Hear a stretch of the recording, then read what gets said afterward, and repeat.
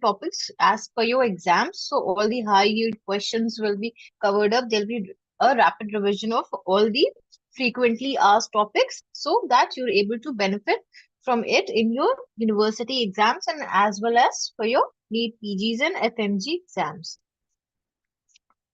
Then in today's class, we'll be talking about, like I said, detoxification, that is metabolism of xenobiotics, that is frequently asked in essay type questions. Then what is AIDS? And then briefly a short note about Human Genome Project.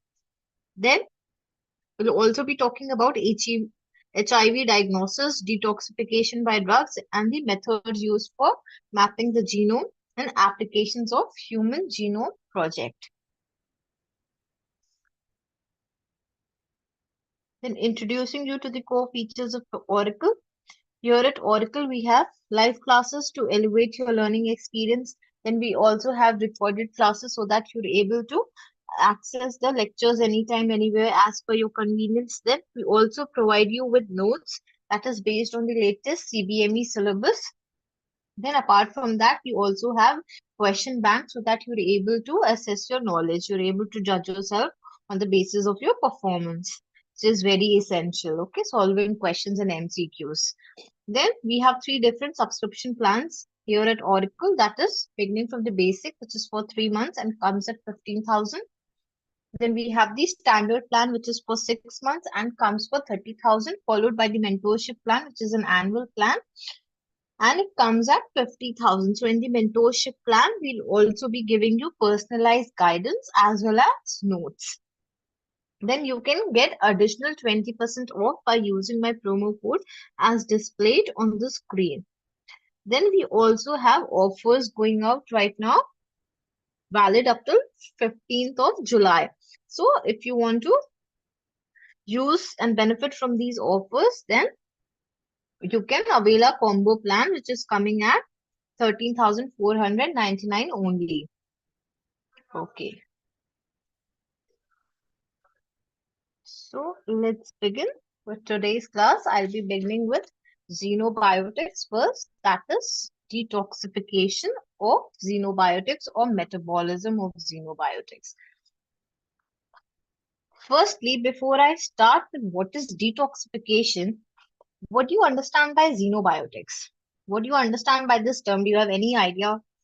So xenobiotics is basically coming from a Greek word xenos. Okay, so it is derived from a Greek word xenos, which means stranger.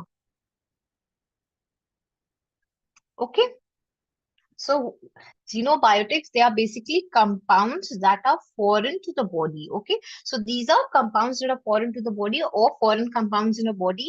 They may be accidentally ingested in case of like preservatives, pesticides, insecticides. We're all having that through food. So they may be those compounds. Then they can also be taken as drugs, like for various therapeutic reasons. You might be consuming some drugs which are foreign to the body. That can form your xenobiotics. Then compounds that are produced in the body by the bacterial metabolism, like your amines. Okay, so certain drugs. Then compounds that are produced in the body by bacterial metabolism, like your amines produced by decarboxylation of amino acids, for example, your histamines. Then the compounds that are produced in the body, which are to be eliminated, like your bilirubin, steroids. Okay, so all these compounds which are foreign to the body, they are coming under xenobiotics. Okay, so these molecules that have to be eliminated or detoxified, they are called as xenobiotics. Okay, so now I hope you're clear with the term that what is xenobiotics. So all these foreign compounds in a body, they are coming under xenobiotics, and we're going to study the detoxification or metabolism of these foreign compounds or xenobiotics. So that is our topic for today, that is metabolism or detoxification of xenobiotics.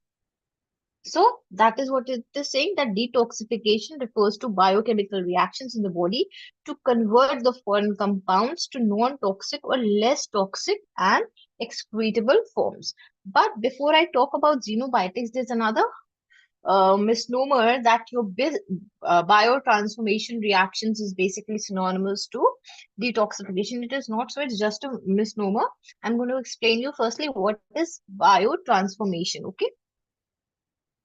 So talking about, there's this term biotransformation.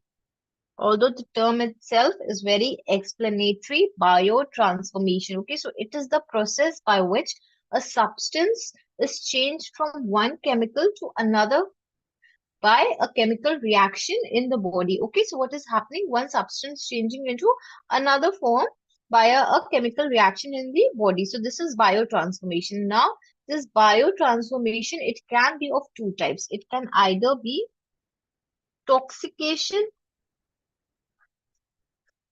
also known as bioactivation, or it can be detoxification. Now, what is toxication?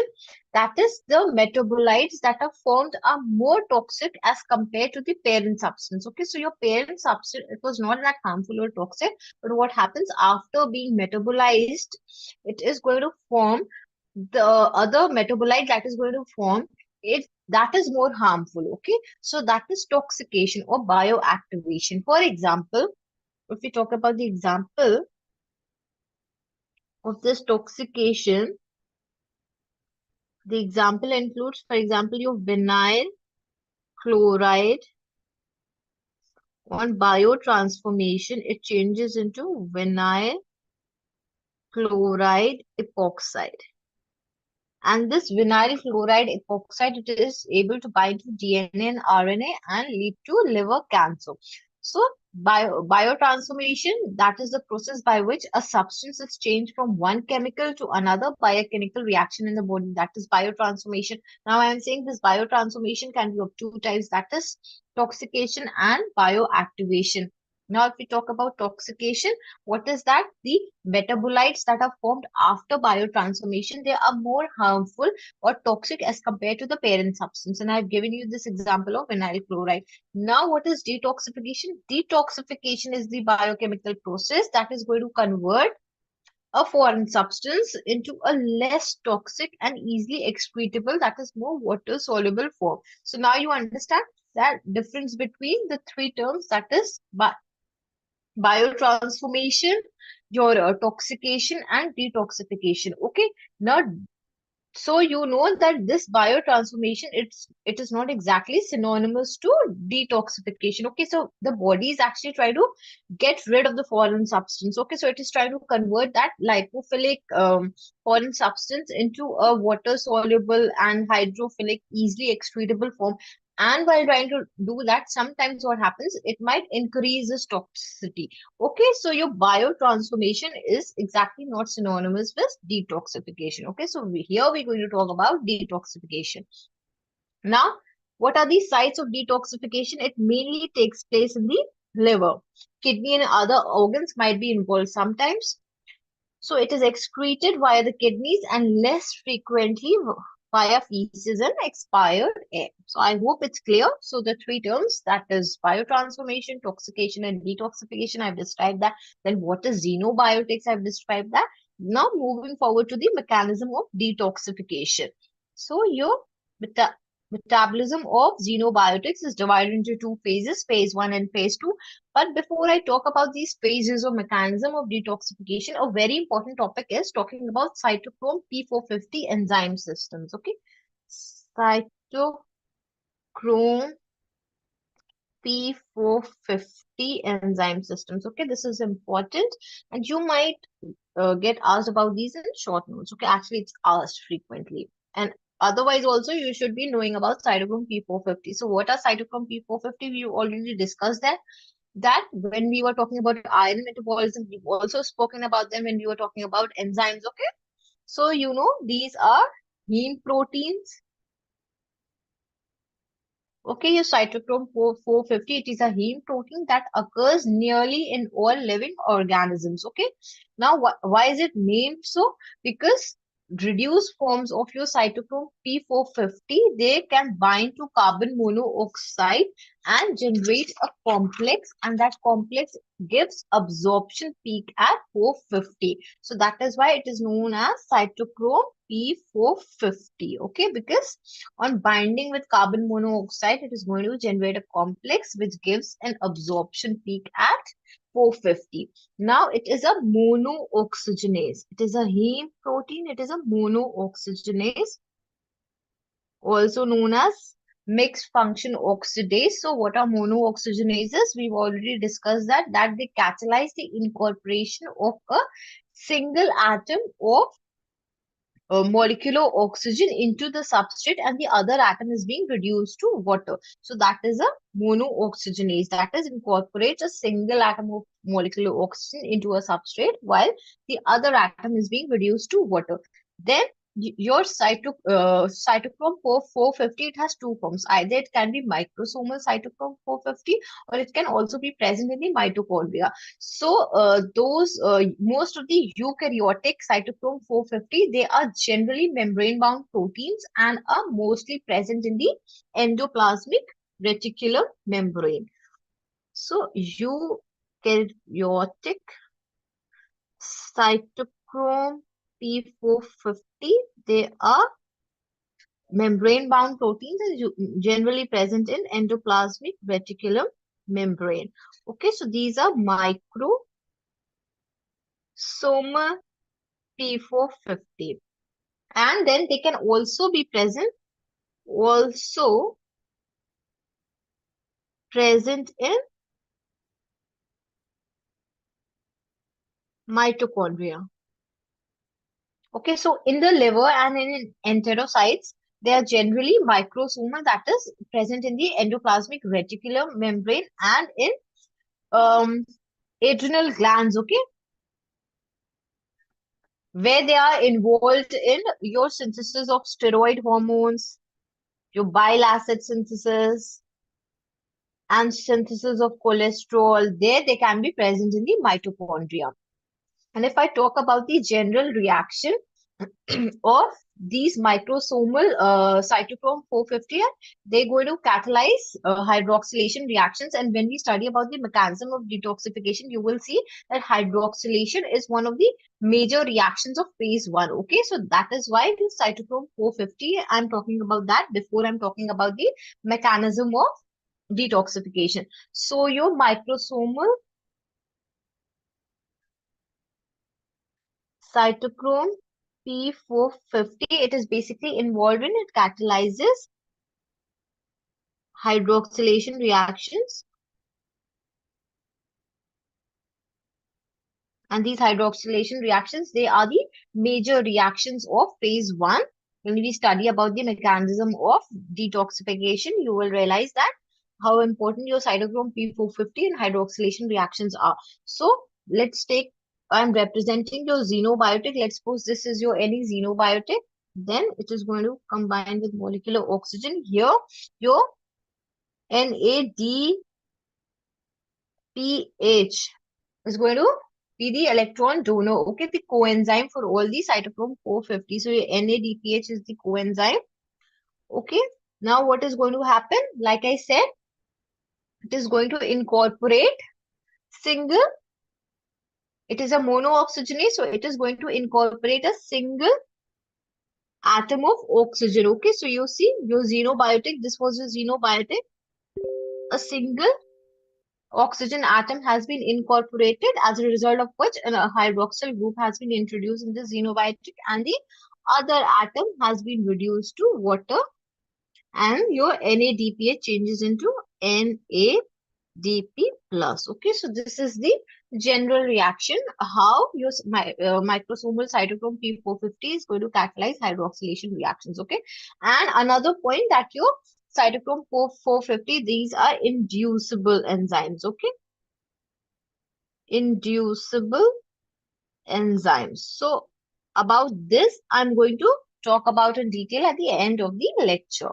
that what are inducible enzymes and a few applications of this. Okay, so we've spoken about cytochrome P450. Okay, so it is a heme protein. It is a monooxygenate. It is going to catalyze incorporation of a single atom of molecular oxygen into the substrate, that is your xenobiotic, and the other atom is going to be reduced to water. Then your most of the eukaryotic cytochrome 450, they are microsomals, but there are others which might also be present in the mitochondria, as seen in adrenal glands, where they're responsible for synthesizing those steroid hormones, bile acid synthesis, and cholesterol synthesis. Okay, so that was about, and also that they are inducible enzymes. So that was about cytochrome P450. Now moving forward to the phases of detoxification, the mechanism.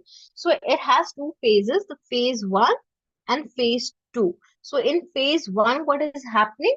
This alteration of your foreign molecule, that is your xenobiotic, is going to take place, as a result of which a functional group is going to be added to it. Okay.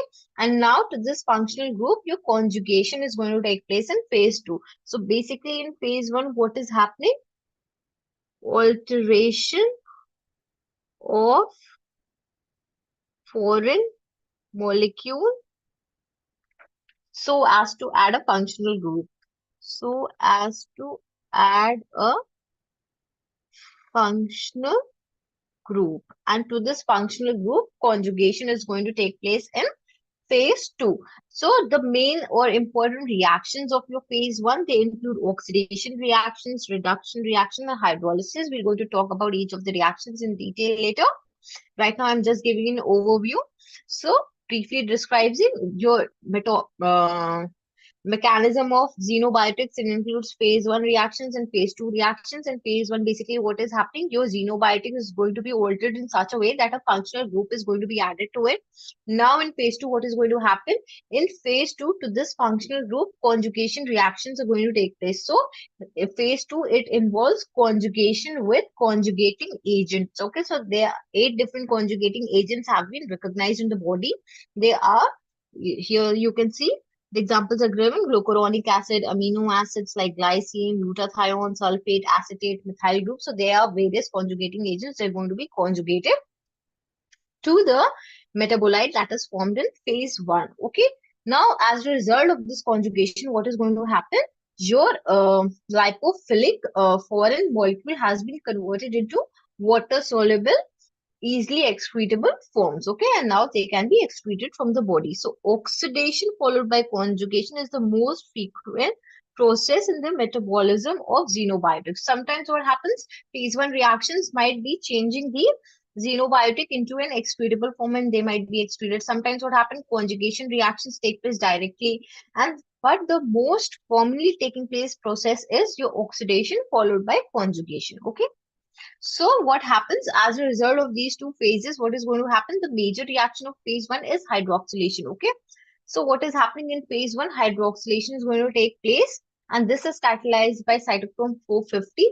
Then what happens in the phase two? These hydroxylated species, they are going to be conjugated with a variety of hydrophilic compounds. Okay, like your glucuronic acid, your sulfates, your glutathione. Okay, so in phase one, hydroxylation, major reaction is hydroxylation. Other reactions can also take place like reduction, hydrolysis, and all that. But majorly hydroxylation is going to take place. Now, what is going to happen in phase two? Conjugation is going to take place. You have various types of conjugating agents like glucuronic acid, sulfates, and all that.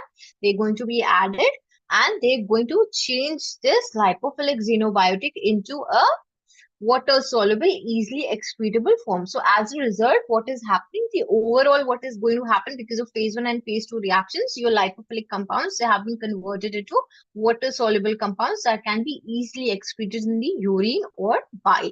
So that is how you're metabolizing or detoxifying your xenobiotics. Okay, and they can be excreted from the body, detoxified. Okay, so this was the overall view, or I had briefly described that what is happening in detoxification or in metabolism of xenobiotics. Now let's take the individual steps one by one. So talking about oxidation. Okay, so in phase one, what is happening? Some substances, they might be detoxified by oxidation. Some are going to be reduced and then get detoxified. Some they're going to undergo hydrolysis and detoxified. Okay, So different substances are going to undergo different reactions, and the major reactions in phase one are your oxidation, reduction, and hydrolysis. Okay, so a large number of foreign substances are detoxified by oxidation, and these include your alcohols, aldehydes, amines, aromatic hydrocarbons, sulfur compounds. So they are all going to be detoxified by oxidation. Aliphatic compounds are more easily oxidized than aromatic ones. Okay, so in oxidation, it may either be aromatic or aliphatic hydroxylation reactions. These are the major reactions. So hydroxylation is going to take place. Other reactions are also there, like your self-oxidation, epoxidation. That is also going to take place, but majorly hydroxylation is a major reaction. Some examples are given here, like your methanol. It changes into formic acid on oxidation. So your ethanol, it forms its corresponding acid on oxidation, that is acetic acid. Your benzyl alcohol, it forms benzoic acid on oxidation. Now your aldehydes are also changing into corresponding acids on oxidation. For example, your benzaldehyde, it changes into benzoic acid. Your chloral, it forms trichloroacetic acid. So then you have aromatic hydrocarbons like your benzene, it is oxidized to mono, di, tri, hydro. See, phenols, your sulfur compounds are oxidized to sulfuric acid. Then you have different drugs that are oxidized. For example, your meprobamate, it is oxidized to hydroxymeprobamate and excreted in the urine. So that was speaking about the oxidation reactions. Now, some compounds, they are going to be reduced and then detoxified. So basically these are nitro compounds. Okay, so your nitro compounds are reduced to amines, and your aldehydes and ketones, they are reduced to alcohol.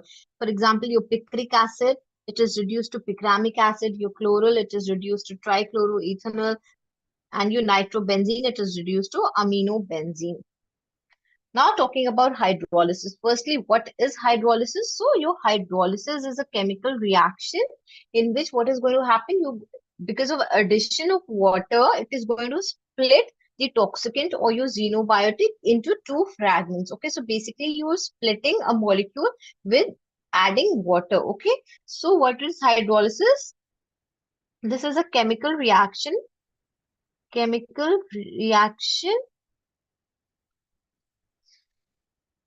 in which addition of water splits the toxicant into two fragments. Okay. So, for example, what is going to happen? You're going to add water, and then what is going to happen? Your intoxicant, it is going to be split into two fragments. So hydroxyl is incorporated in one fragment, and hydrogen atom is incorporated in another fragment. Okay. Now the compounds that go detoxification by hydrolysis, they are your aspirin, acetanilide, atropine, porcine. Okay, so these are your compounds that are going to undergo detoxification by hydrolysis. Okay, let's take the example of aspirin. So what is aspirin? Your aspirin is acetyl salicylic acid. Okay, all the structure is not important, but for the sake of explanation, I'm going to draw it for you.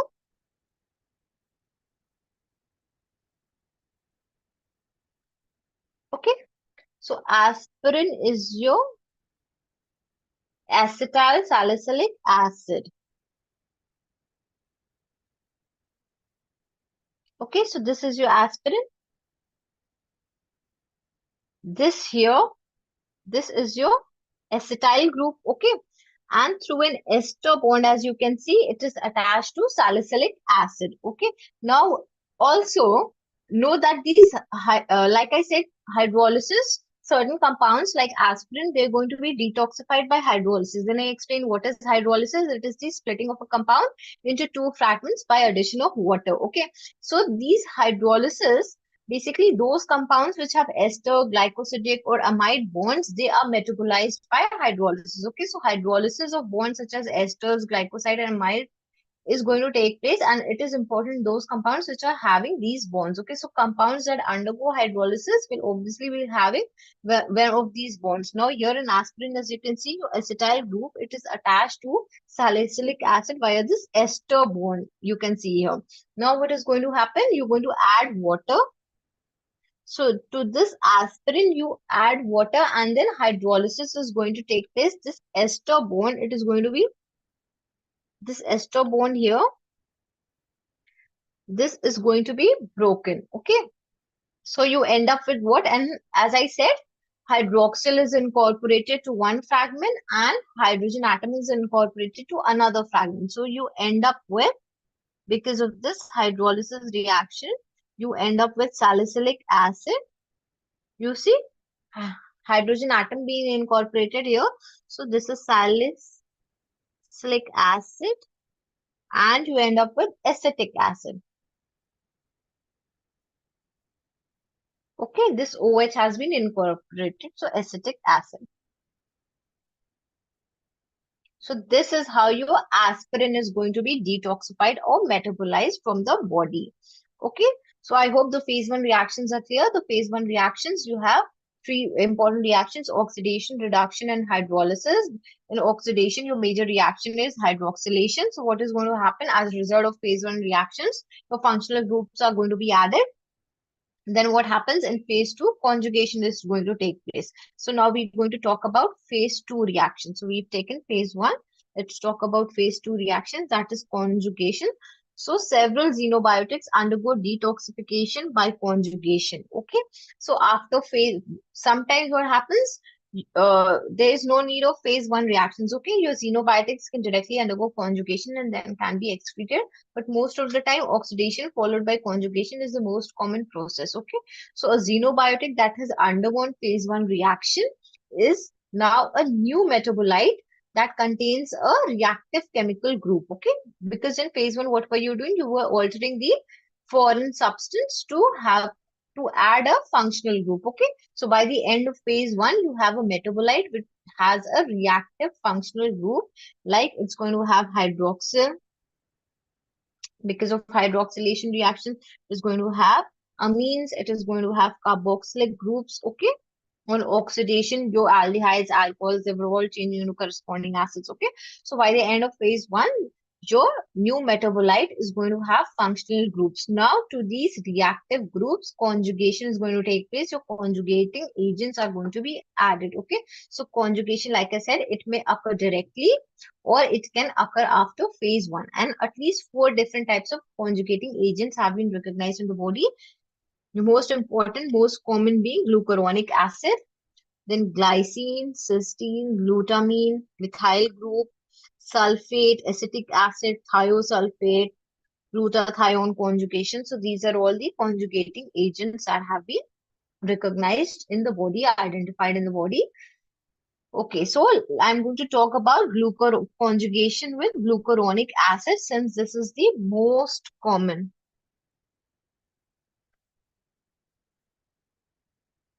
Firstly, what is glucuronic acid? I hope everyone knows that when the carbon 6 of your glucose is oxidized to carboxylic group, it is your glucuronic acid. Okay. Although it's not required, but I'm just going to show you. You have all the different. I'm not drawing because I don't have enough space. So this is your carbon 1 of glucose having the CHO group. Then you have the different carbons with 4 different carbons with all the intermediate carbons. I'm not drawing hydroxyls. Okay. And then your 6 carbon 6. Okay. Your carbon 6 is going to have COOH. Okay. Normally it is not having a functional group in glucose. So, but in glucuronic acid, when the carbon 6 of the glucose has been oxidized to COOH, this is your glucuronic acid. Okay. Now, the its active form is UDP glucuronic acid, which is produced in uronic acid pathway. Now, what is UDP glucuronic acid? That is to UDP, your glucuronic acid has been added. Okay. So, if I draw the cyclic structure of glucuronic acid, it's going to look something like this. Okay. Your carbon 6 is going to have COH. Then you have OH, OH, OH here. Okay. So this is your glucuronic acid. Now this glucuronic acid is attached with UDP, that is uridine diphosphate. So this is UDP glucuronic acid. So this is the active form which is produced in glucuronic acid pathway. Now drugs when administered induce gluconyl transferase and increases glucuronide formation. Okay, so the enzyme which is involved here is glucuronil transferase. Okay, and this is going to increase the formation of glucuronide formation. How? So this is your UDP glucuronic acid, and this is your xenobiotic. Okay, so your xenobiotic, let's suppose it is having here in this case a hydroxyl group. Okay, now the enzyme that is going to um, catalyze the formation of glucuronide, it is your glucuronide transferase, UDP glucuronide transferase. Okay, UDP I'm writing it in short. So it is going to form, this is your xenobiotic. Okay, and glucuronide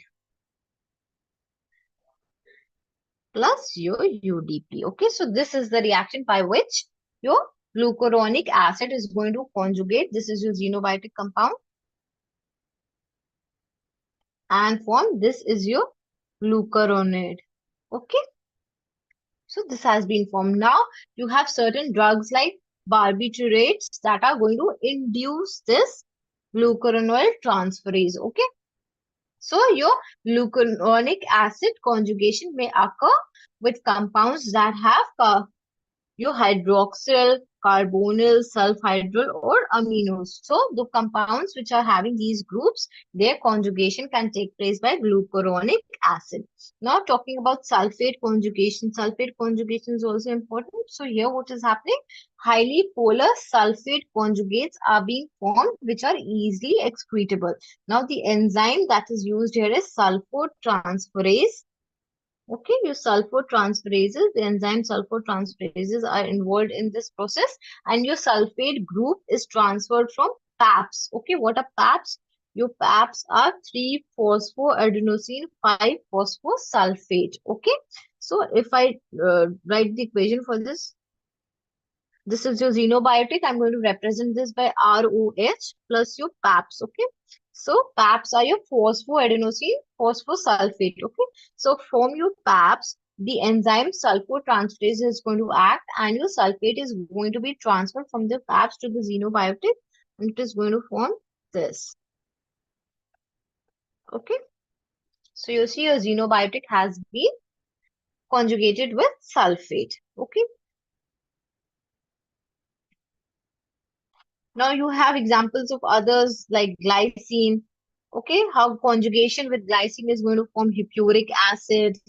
Then you have conjugation with glutathione. Then you have glutamine. So your phenylacetic acid is conjugated with glutamine to form phenylacetyl glutamine. Then you have conjugation with methyl groups. So here SAM-S adenosyl methionine is frequently used. That is going to be the methyl donor and is frequently used to methylate certain xenobiotics, and this is catalyzed by the enzyme methyltransferase. So these are examples of various different conjugating agents. Then your acetic acid is also used as a conjugating agent. Then you have thiosulfate used as a conjugating agent. Cyanide is going to combine with sodium thiosulfate to form thiocyanate, okay, which is less toxic and can be excreted.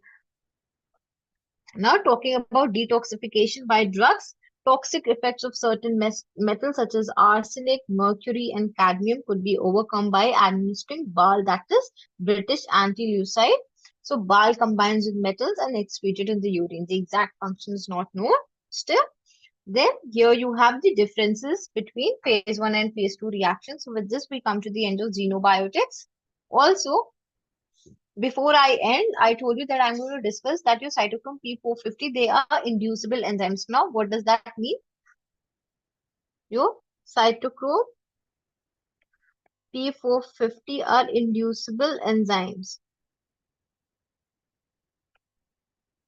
That is, their synthesis is going to be increased by administration of certain drugs like phenobarbiturol or barbiturates. Okay, so I'm going to explain this with the help of certain examples. You might get this in reasoning type of questions or in clinical. Okay, so your first example, like your phenobarbiturol, it induces cytochrome.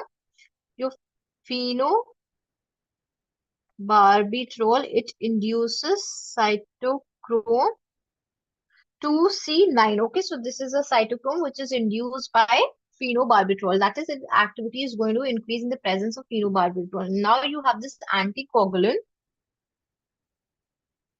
anticoagulant warfarin. Okay. Now, this anticoagulant warfarin, it is metabolized by this cytochrome 2C9. Okay. Now, what happens if a person is on phenobarbital? Okay. So, what is going to happen? The activity of the cytochrome 2C9 is going to be increased. So, in case you're giving warfarin, what is going to happen?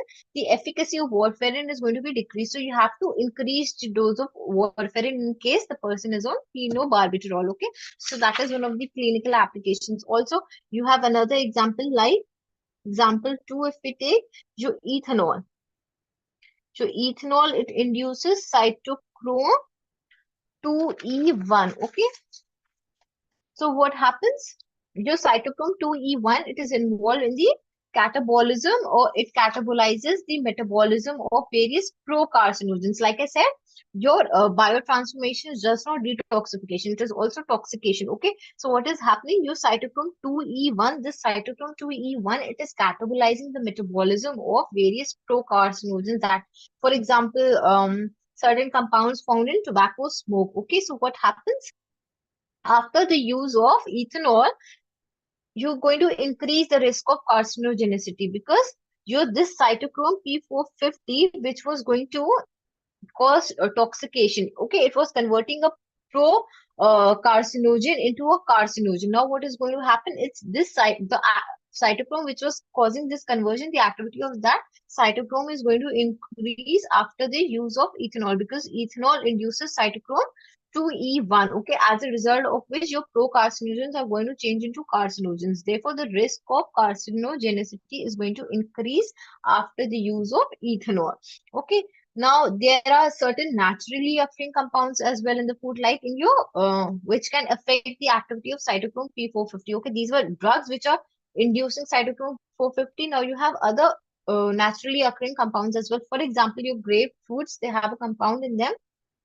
So, grapefruits, they have a compound in them which is known by the name of furanocoumarins. Okay.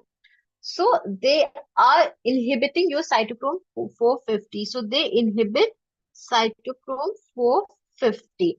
Now, it is going to affect the metabolism of many drugs in different ways. Okay, so your cytochrome 450, if a drug is being activated by cytochrome 450, your cytochrome 450 is activating a certain drug. So on having grapefruit, what is going to happen? The activity of that drug is going to decrease. Okay, why? Because your cytochrome 450 has been inhibited, and this cytochrome 450, it was activating a drug. But since you have had grapefruit and this cytochrome has been inhibited, so that drug cannot be activated. So activity of that drug is going to decrease in the presence of grapefruit. Now, those drugs which are inactivated by cytochrome 450. So what happens? You had grapefruit. Grapefruit is going to inhibit cytochrome 450. Now, the cytochrome 450 will not be able to inactivate that drug. So the activity of that drug is going to increase in the presence of grapefruit. For example, your statins. Okay, so when you're taking statins and you, along with that, you're also consuming grapefruit juice or grapefruit, what happens? The level of statins in the blood is going to increase because your statins, they're not going to be metabolized. Okay, so you have more statins than normal from the gut into the bloodstream. Therefore, it is always recommended that you consult your physician or doctor with that what citrus fruits you're supposed to take. Okay, so with this, we come to the end of metabolism of xenobiotics. Now, let's talk about AIDS. I hope xenobiotics is clear. You often get this in short notes. Okay, so explain about detoxification or write a short note on detoxification. So you basically have to talk about what is xenobiotics, start with that, followed by the different phases involved, the reactions, okay, and a short note on cytochrome 450 that is also asked sometimes, okay. Now talking about AIDS, full form being acquired immunodeficiency syndrome, okay. So this is caused by a retrovirus, that is, it is a retroviral disease, and the virus is HIV, that is human immunodeficiency virus, okay. Disease is characterized by immunosuppression, so your immunity is suppressed. There's secondary neoplasia and neurological manifestations are also there. AIDS is invariably fatal. since there is no cure. Okay, so no cure has yet been found for this, so therefore it is considered invariably fatal. Now, talking about the epidemiology, prevalence of AIDS has been reported from almost every country. Number of people living with HIV worldwide is estimated to increase. It is estimated to go up to 40 millions. Okay. Now, talking about the transmission of HIV. So, transmission of AIDS essentially requires exchange of body fluids, okay, containing virus or virus infected cells. So it is transmitted through exchange of body fluids like your semen, vaginal secretions, blood, milk. So that can be the major routes of transmission, can be your sexual contact in pregnancy, that is from the mother to the child, then injection, that is in drug use, occupational exposures like your healthcare professionals, the doctors and nurses, they might be exposed to it. Then blood transfusion or organ transplant. Okay, so the predominant methods of HIV transmission are through anal or vaginal intercourse, needle sharing. If you're taking the same syringes using the same needle, then it might be transmitted, and pediatric AIDS, that is through vertical transmission, that is from mother to the infant. Then talking about the virology of HIV, AIDS is caused by a retrovirus. What are retroviruses? These are those viruses which have RNA as their genome, and namely human immunodeficiency virus, that is HIV, belonging to the lentivirus family. So retroviruses, like I said, they contain RNA as genetic material. Only on entry into the host cell, they transcribe DNA, which is a complementary copy of the RNA. So what is going to happen? These retroviruses, they have RNA. They enter the host cell, then this RNA, due to reverse transcriptase activity, is going to transcribe a complementary DNA.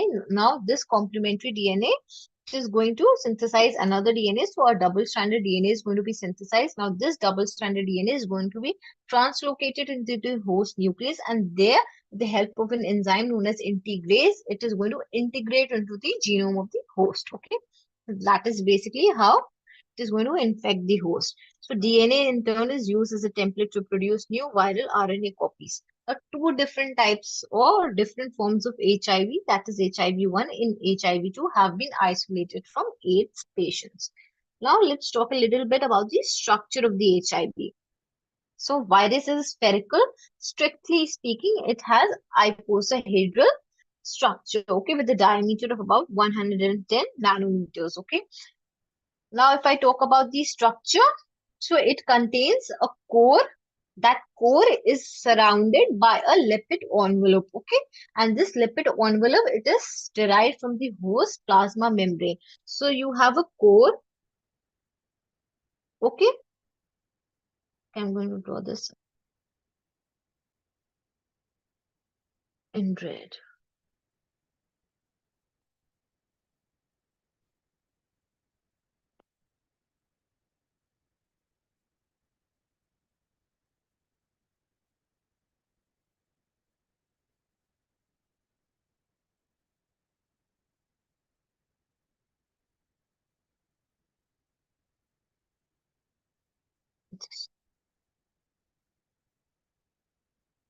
Okay. Yeah, okay, it has opened. Yeah. So you have a core, and now this core is surrounded by an envelope. This is a lipid envelope, okay?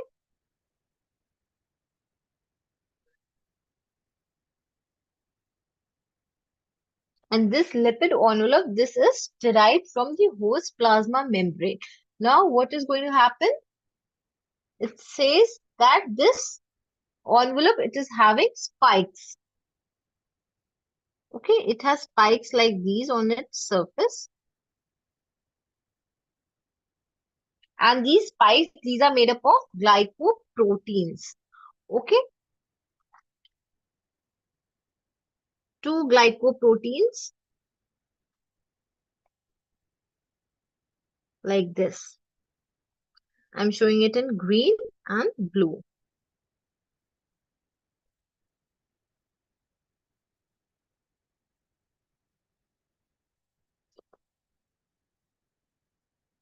So the one in blue is glycoprotein 120. This is external.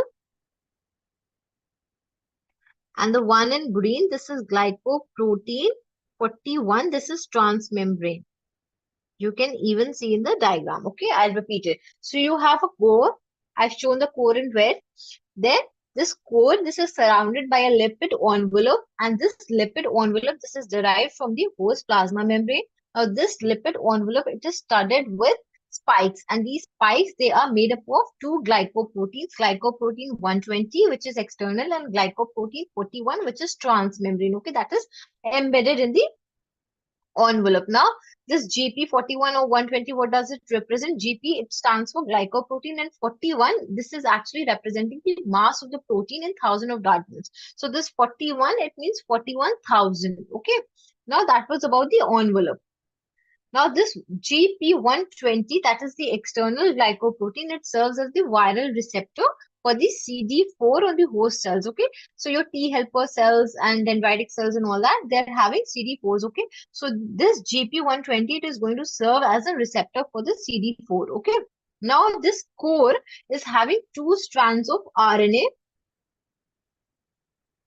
Okay, this core is having two strands of single-stranded RNA. It has enzymes. And what are those enzymes? It has reverse transcriptase and endonuclease. Okay. And this core itself, that is, I've shown in red, this is made up of 2000 copies of a protein P24. Okay. And this is known as nucleocapsid. So basically, there is this envelope. Inside that envelope, you have this nucleocapsid. This nucleocapsid is made up of 2000 copies of P24 protein, and in this capsid you have what? You have two strands of single-stranded RNA, and you have enzymes like reverse transcriptase. These enzymes are there, reverse transcriptase and endonuclease, and in between this capsid and the envelope you have matrix protein. Okay, I'm going to show this in pink here. So in between the envelope and the core you have matrix protein P17. Okay, so this is the structure of your HIV. Now talking about the genome and the gene products of HIV, I hope the structure is clear. You have a core which is having a nucleocapsid. The nucleocapsid is P24. Inside the capsid, you have enzymes and the single-stranded RNA. Then you have the envelope. Envelope have spikes. The spikes are made up of two types of glycoproteins, glycoprotein 120 and glycoprotein 41. 120 is also acting as receptors for CD24 of the host cell. And then in between the envelope and the capsid, you have your matrix. Okay, that is P17. Now talking about the genome, so it contains two copies of single-stranded RNA. Okay, like already shown here, this is one copy, this is another copy. So it has two single-stranded RNAs. Now these contain three structural genes. Okay, so the three structural genes are, it contains three structural genes which are GAP, POL, and N. Okay, so your GAP, it codes for core proteins. The POL, it codes for the reverse transcriptase and other enzymes, and the N, which codes for envelope proteins. Okay, so these three structural genes, they are present in the genome of almost all the retroviruses. Then apart from that, your HIV virus is also having regulatory genes. Okay, so it has different regulatory genes, including the WIF, VPRT, TAT, REF, PUV, NEF. Okay, so it has these regulatory genes which control the synthesis and assembly of viral proteins. Okay, now apart from that, on either side of this genome, HIV genome, is present LTRs. Okay, what are LTRs? These are long terminal repeat genes. Okay, and they control transcription. Okay, so on either side of the genome, HIV genome, you have LTRs. So that was talking about the genome of the HIV virus. Now talking about the infection and the entry. So your HIV virus is primarily infects the T4 cells. Okay, T4 cells and macrophages. Okay, so it is going to affect the cell-mediated immune system, which protects the body from intracellular parasites such as viruses, protozoa, and mycobacteria. So it is basically infecting your T helper cells and your macrophages, thereby affecting the cell-mediated immunity. Now your T helper cells and monocytes, macrophages, dendritic cells. That is, all these immune cells, they have CD4 on the surfaces. Okay, and the receptor for the CD4 surfaces was your glycoprotein 120, which was forming the spike of your uh, HIV virus. Okay. Now, what is going to happen? The initial interaction is between that glycoprotein 120 and your CD4. Then this is followed by interaction with specific receptors. It binds to specific receptors. What are those receptors? These are your chemokine receptors known as fusin. Okay. So your GP120, it is going to interact later with these specific receptors fusion, and as a result of which fusion is going to take place. Okay. So your it is going to fuse with the host cell, as a result of which the viral genome, so your HIV virus, it is going to inject or send its genome after the fusion, that is its RNA and its enzyme, into the host cytoplasm. Now, in the host cytoplasm, what is going to happen? The single-stranded RNA via reverse transcriptase, it is going to form complementary DNA. On this complementary DNA, what is going to happen? DNA synthesis is going to happen, and you end up with a linear double-stranded DNA, which is then going to be translocated to the nucleus of the host and integrated in the host's genome. Okay. Now, you're going to synthesize new viruses. Okay, so the newly synthesized viruses, they are going to leave the host cell by forming buds on the plasma membrane. So by budding, they're going to leave the host cells. So extensive viral budding is associated with lysis and death of CD4 cells. So as a result, your immune cells like your dendritic cells, macrophages, and monocytes, they're going to reduce your T helper cells. So all the cells that are having CD4 cells, okay, they're going to be lies, so they're going to decrease in number, and this accounts for the reduced immunity. Okay, so most of the immunodeficiency symptoms of AIDS are associated with reduction in CD4 cells. So the immunodeficiency is because of the lysis of your CD4 cells. You can see how the fusion has taken place, and the viral genome and the enzymes of the HIV virus have been injected into the cells. So the abnormalities of central nervous system, the HIV, it infects the monocytes, enter brains and causes damage. The consequences of immunodeficiency, that is the various clinical symptoms that you can observe, includes fever, diarrhea, weight loss, neurological complications, multiple opportunistic infections, then you have generalized lymphadenopathies and all that.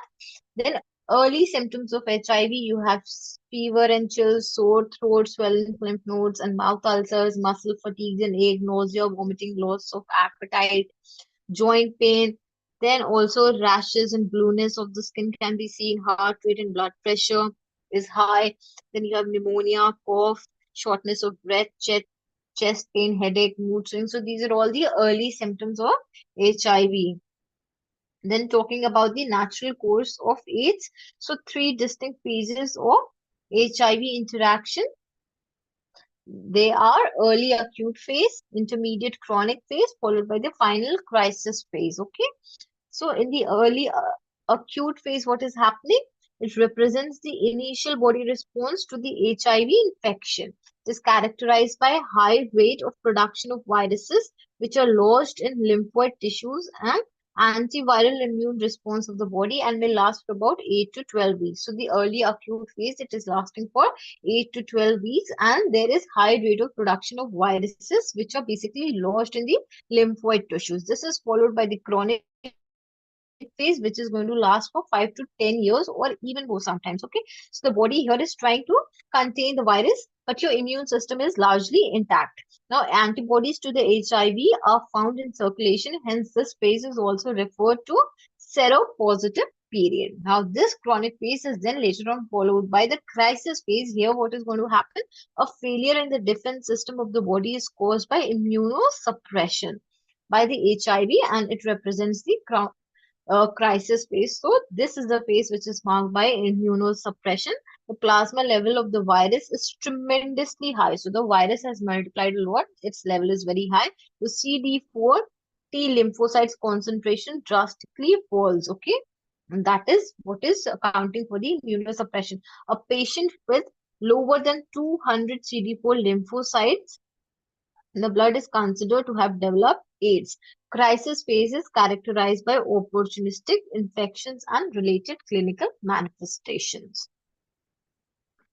Now, talking about the laboratory diagnosis, so various tests are there. It can be detected either by ELISA, then you have Western blot technique. So, more specific tests for HIV antibodies is employed for confirmation of ELISA positive cases. So, if you have ELISA positive cases for confirmation, you do the Western blot, and then you have PCR that is also used. So, with this, we come to the end of AIDS. Now, the drugs used to cure. As such, no cure has been there, but certain drugs are used to prolong the life of the AIDS patients, like the AZT, that is analog for deoxydimethyl deoxythymidine, okay, and then you also have didanosine, that is another analog drug that is used to treat AIDS. The mechanism of action for both the drugs is same, that is your AZT. It is going to convert it into AZ triphosphate, okay. Now this AZ triphosphate, it inhibits the virus reverse transcriptase, okay. So it is going to compete AZT triphosphate, it competes with DTT for the synthesis of DNA. So what is going to happen? Your viral DNA is basically its a formation is going to be inhibited. Okay, and this toxicity is basically not manifested in the lymphocyte, but it is manifested in bone marrow cells. Okay, therefore the patient is going to develop anemia. Okay, and what is AZT? It is 3-azido-2,3 dideoxythymidine. Okay, so this AZT, it is going to be converted into AZT triphosphate in the lymphocytes, and then this is going to inhibit your reverse transcriptase by competing with the DTTP for the DNA synthesis. So the viral DNA synthesis is going to be inhibited, okay? And the mechanism for your dideoxyinosine, that is your diadenosine, another drug that is used, it has the same mechanism as the AZT. Okay, so with this, we come to the end of AIDS. Another topic, very small vaccines. Vaccines as such have yet not been developed because your HIV virus exhibit genetic heterogeneity. Why? Because your reverse transcriptase enzyme of this HIV virus, it is lacking pre proofreading activity. Okay, so since it does not have proofreading activity, so there are a lot of mutations taking place. So there is frequent alterations in the DNA base sequence synthesized by the viral RNA, and because of these alterations, the proteins that it is producing is very different. Okay, so protein products are highly variable in the amino acid composition and antigenic properties. So, since its reverse transcriptase is lacking proofreading activities, as a result of which there are frequent alterations in the DNA, and therefore the protein products, the viral proteins that are being formed, are very different in composition. The amino acid sequences are changing, and because of this reason, because of this variability or genetic heterogeneity, what is going to happen because of this genetic variation, it is very difficult to develop a vaccine against AIDS. Okay, so with this, we come to the end of our class. So we've discussed AIDS, we've discussed detoxification, briefly talking about Human Genome Project, nothing much and not very important, never really asked, but just for like your knowledge, what is Human Genome Project? It is basically a project which was undertaken to determine the nucleotide sequence of the entire human nuclear genome. Okay, so and this project was undertaken in 1990 by the National Human Genome Research Institute in the USA. So here they were trying to determine the entire nucleotide sequence in a human genome. Okay, so on the basis of that, they discovered various nuclear organizations in the human genome, like the nuclear genome. They describe that it contains a complete set of DNA in the nucleus cell, which is composed of 23 pairs of chromosomes. You have diploid chromosomes, two sets. That is, one set is coming from the father, the other set is coming from the mother, and it approximately is 3.2 billion base pairs of DNA. Then the genes, they discovered genes and related sequences. What are genes? These are those codes which are coding for proteins and functional RNA. So all your genes are not coding for proteins, okay? Because not all genes are forming mRNA. Some are forming tRNAs, RNAs. So genes are described as codes for proteins and functional RNAs, and they make up about 1.5% of the nuclear genome. Now, it is estimated that there are approximately 20 to 25,000 genes. Specifically speaking, 21,000. Okay. Then you have intergenic DNA, that is DNA between genes and related sequences, that is known as intergenic DNA. Then you have interspersed repeated DNA segments derived from transposable elements. What are transposable elements? These are also known as jumping genes. Okay. So these are short DNA sequences that are jumping from one location to another location. Okay, that are your transposable elements. Then you have terminal repeats or telomeres. So these telomeres, they are involved in end replication error. So the 3' end of the DNA is extended, that is forming the telomere by the telomerase enzyme, and it contains repeated DNA segments at the chromosome ends, and it makes up about 10% of the nuclear genome, and this is not part of the human reference genome. Then you have other sequences like the regulatory sequence, which control gene expression, structural sequence, simple repeats, satellite DNA, unique sequences. Then talking about the mitochondrial genome, that is DNA in the mitochondria, which is circular and contains 37 genes, and it has maternal inheritance and it is haploid. Then talking about gene mapping, so you have cytogenic map, which is active genes respond to chemical dye and display a band of chromosomes. That is your cytogenic map. Let's suppose this is your chromosome. So in this, what is going to happen here? So your active genes, they are going to respond to chemical dyes and be displayed as bands on the chromosome like this. This is your cytogenic map. Then talking about gene linkage map. So active genes, they are identified by locating closely associated marker genes. Then you have restriction fragment map. That is random DNA fragment is sequence. Then you have physical map. In physical map, what is happening? This is the ultimate map of chromosomes, so the highest resolution base sequence. So it is the physical map which is giving all the base sequences. Then you have methods for mapping. These are entire chapters in themselves. You will be talking about them in techniques and biotechnology. So how do you map the genome? That is by DNA sequencing. It includes spiral sequencing, Sanger sequencing, all that. These are chapters in themselves. You just know the names here. In use of probes, radiation, hybrid mapping, fluorescence, in situ fish. This is important. Should read about this technique. Okay. Then sequence tag site, express sequence tag mapping, pulse field gel electrophoresis. Electrophoresis is important when you talk about electrophoresis. You will be studying about this type of electrophoresis, that is pulse field gel electrophoresis. This is for the separation and isolation of large DNA fragments. Then cloning vectors, we'll talk about this, and recombinant DNA technology. Then PCR, this is important, okay?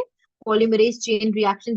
This is a technique used to amplify a gene fragment. In chromosome walking, chromosome jumping, detection of cytogenic abnormalities in databases. This is not all required for your level, not important at all. Even if you want to skip, if you don't have timing exams, you can skip this part. Certain techniques are important, like you should be knowing about fish. I'm just marking them. Then PCR is important, okay? And we'll be talking about PCR when we talk about genetics. Then electrophoresis and techniques, this is also important. That is all that you, then DNA sequencing, okay? Sanger and pyro sequencing. Again, we'll talk about this when you talk about genetics. Okay, so with this, we come to the end of today's lecture. So if you have any queries, you can ask.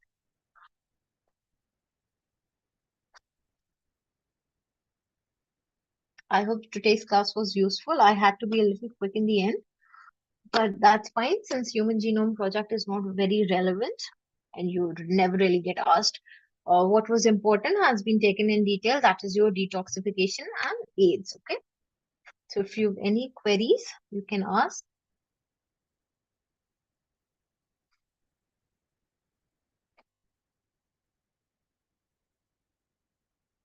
Thanks for watching. See you in the next class.